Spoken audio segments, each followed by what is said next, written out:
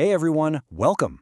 Today we're diving into one of the most dynamic and, honestly, useful tenses in English, the present continuous. And trust me, by the end of this, you're not just going to understand it, you'll be using it like a pro. So, let's jump right in. Okay, let me start with a quick question for you. What are you doing right now? Right now, you're watching this, you're listening, maybe you're even taking some notes. And guess what? To even answer that question, you have to use the very tense we're talking about today. See? You're already doing it. So what is this tense all about? Well, the present continuous is for actions that are happening. They're in progress, but they're not finished yet. It's the tense of now, of what's unfolding as we speak. And getting this down is honestly one of the biggest keys to making your English sound supernatural and, well, in the moment. All right, so let's start from square one. First, we're going to look at how to make basic positive sentences. You got to get this down because it's the foundation for literally everything else. You know, the best part about this tense is that it follows a super simple formula.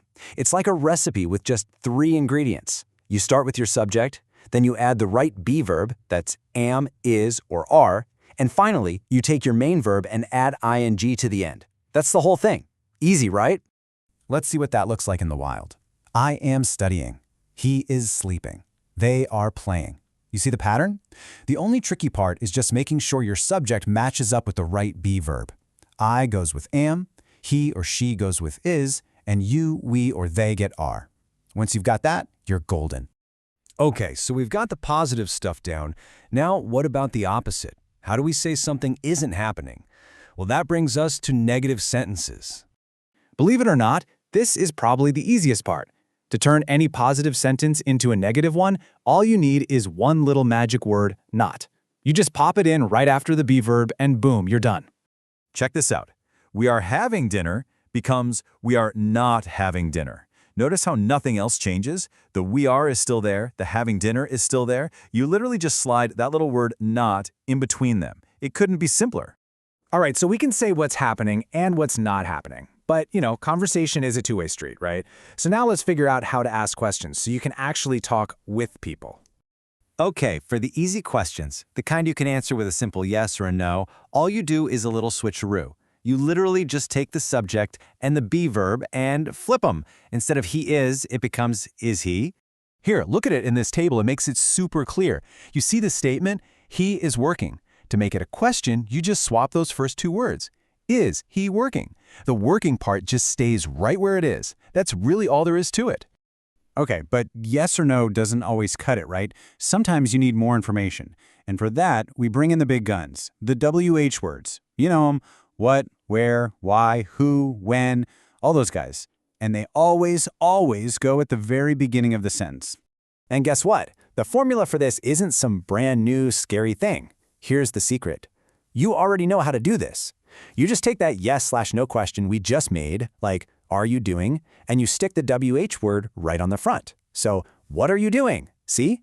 We've come full circle, right back to my first question to you. Awesome. You've totally got the basic building blocks now. Positive, negative, questions, check, check, check. So for this last part, we're going to get into the nitty-gritty. When exactly to use this tense, a few pesky spelling rules, and some super common mistakes that you can learn to avoid. Okay, listen up, because this is super important. A lot of people think you only use this tense for things happening right now, but that's not the whole story. We also use it for temporary things, like he is working in Paris for a month. He's not going to be there forever. We can even use it to complain about annoying habits, like she is always complaining.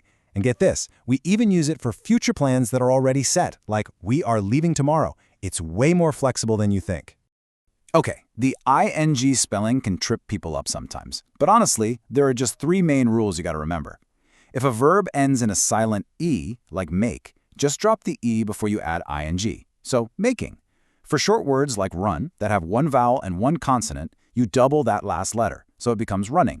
And finally, for weird ones that end in ie, like lie, you swap that ie for a y and then add ing. So, lying.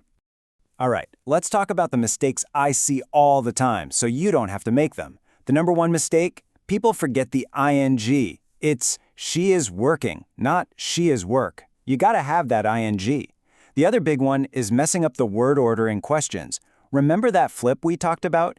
It's what are you doing, not what you are doing. If you can just keep those two things in your head, you'll be ahead of the game. Whew. Okay, that was a lot. So if your brain is spinning a little, just remember this one thing. It all boils down to this simple core formula. Subject plus am, is, or are, plus that verb with ing.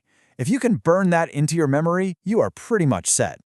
And that's it. That's the whole toolkit. You now have everything you need to use the present continuous like you've been doing it your whole life.